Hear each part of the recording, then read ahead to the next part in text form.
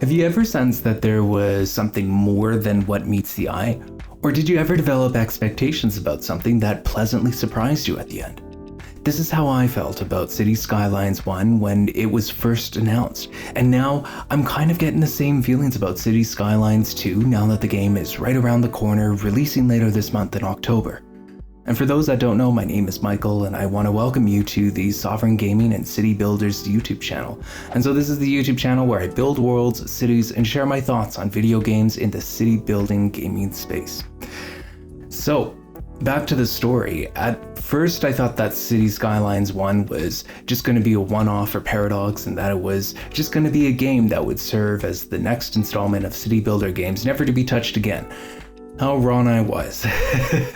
You see, Cities Skylines 1 turned out to be a franchise spanning nearly a decade, and I would argue that its shelf life in reality is actually much longer thanks to the DLC, mods, and playthrough influencers that really came with Cities Skylines 1. Oh, and the community that is passionate about it, can't forget about them. All in all, as a franchise, I think that Cities Skylines 1 was a masterpiece, and so I can't help but think that Cities Skylines 2 will be approached with a similar outlook. Before I continue on, I just want to say that today's video is more speculative about Cities Skylines 2 as a franchise rather than an outright analysis on what we know, so please take what I have to say with a grain of salt. In order to speculate on what Cities Skylines 2 might be about as a franchise, I do have to look back a little and reflect on the DLC that was released with Cities Skylines 1. Specifically, I am talking about the expansion packs. I think that in the Cities Skylines 1 franchise, Colossal Order was experimenting a bit when it came to the expansion packs.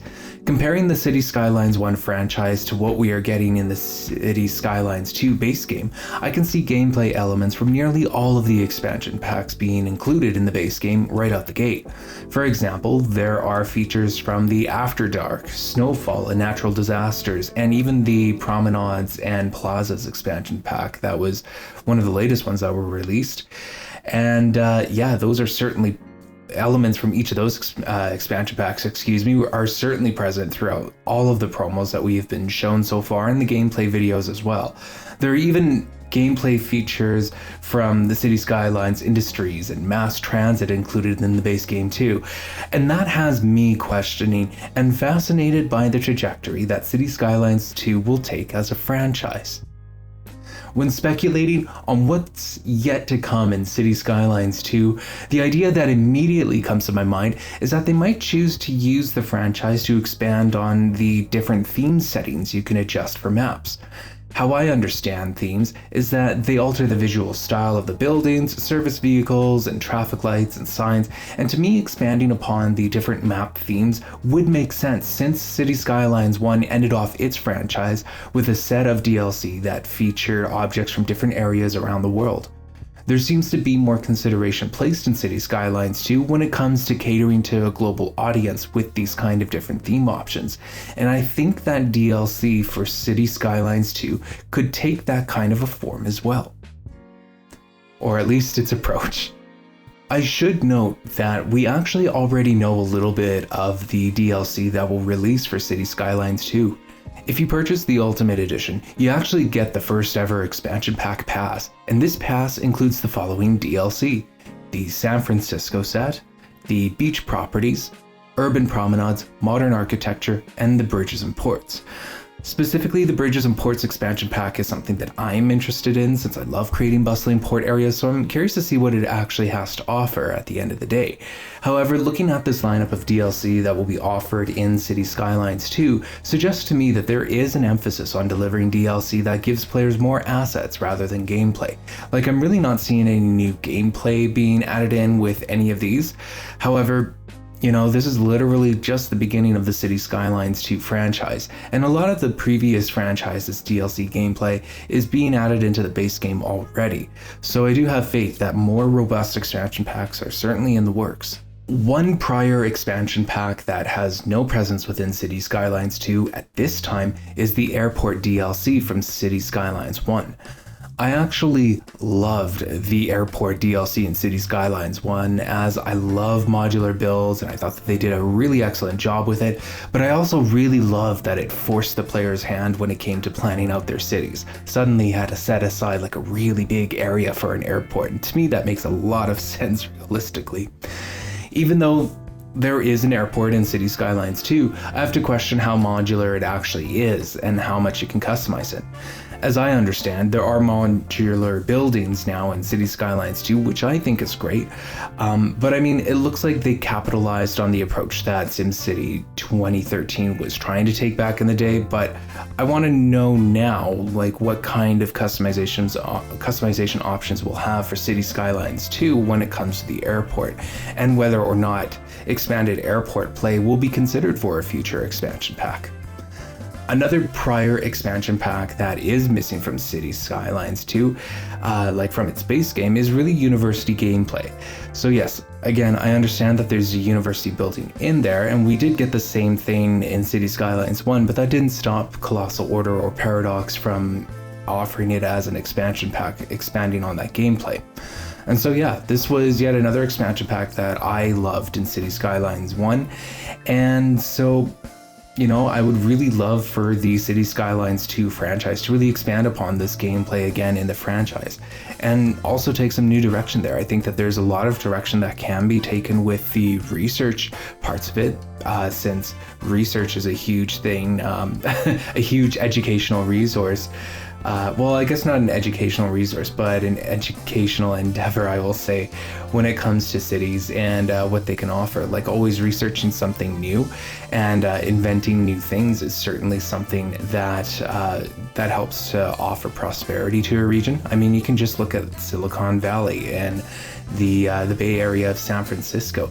It blew up because of its innovations in tech, and with those tech giants being present there. And so I kind of feel like when it comes to research and all of that, it could be expanded upon in a university DLC if they so chose to. Another gameplay mechanic that they could also expand on could be the parks. In the parks DLC with Cities Skylines 1, we got theme parks and zoos, and this could totally be expanded on in the Cities Skylines 2. However, I do think that we need to do away with those gates, especially for city parks where it just doesn't make sense. I mean, I had to pick up an invisible gate from the workshop because I personally think that parks should be actual districts as opposed to just being an object. And I did a lot of park areas within my game, but I had to make them work with an invisible gate. But that was just me and the way that I like to play. But yeah, that would be something that I would like to see expanded upon in Cities Skylines 2, is just where to take all the city parks. I mean, they've even expanded upon it in Cities Skylines 1, like not only with the parks DLC, but also with the sports venues DLC towards the end of the Cities Skylines 1 franchise. So there's quite a bit of opportunity there, I think, and I would love to see that. I would like to see that be reintroduced. Oh yeah, and speaking of sports, the University DLC came with a lot of sports stadiums and sports objects to really play with that really helped to change the city in terms of create a lot of traffic during when games are on. So I would actually like to see something similar to that within Cities Skylines 2. Like, obviously it would have to be an updated version of it, and yeah, that would be some gameplay that I would really enjoy and something that I would look forward to within the Cities Skylines 2 franchise. Lastly, I also want to talk about specialized districts and possibly expanding on that. What bothered me about specialized districts in Cities Skylines 1 is that the buildings got repetitive. Like, I found it was better to just zone a street or a block with a specialized district like the leisure district, as opposed to painting a district around an entire neighborhood. This just might speak to me not being great at zoning. but that's okay. When Cities Skylines 2 comes out, you guys will see how terrible I really am at playing a cities building game, but I will fail in front of everyone. So I look forward to all of the laughs we'll have together. Anyways, a problem that Cities Skylines 1 had at the end of its franchise was that it began to cannibalize some of its features that it released earlier on. For example, the tourism district that was offered in After Dark with its hotels, and tourism commercial buildings was eventually cannibalized by the hotels and tourism expansion pack. And so what happened there was that the hotels and tourism expansion pack added in an entire tourism gameplay mechanic, which detracted from the usefulness of the tourism district released in After Dark. To me, this just comes across as a franchise learning its way and possibly even like failure to plan ahead. But what I would like to see with Cities Skylines 2 is just a little bit of foresight when it comes to developing DLC that doesn't actually cannibalize the earlier DLCs released earlier on in the franchise. Or at least that's what I'm hoping for Cities Skylines 2. But I want to know what you have to think about the upcoming Cities Skylines 2 start to its franchise. Do you think that specialized districts should make a return? And how should they work? Do you think that there is room in the Cities Skylines 2 franchise to reintroduce DLCs and expansions from Cities Skylines 1 with their own CS2 spin on it? Or is there something new that we haven't seen before that you would like to see developed by Colossal Order as an expansion pack or DLC? Comment below with your thoughts. I'd love to hear from you. And if you enjoyed this video and would like to keep up with my content, then feel free to consider liking this video and subscribing to my channel. Anyways, I just wanted to thank you for watching Sovereign Gaming and City Builders, and have yourself a wonderful day.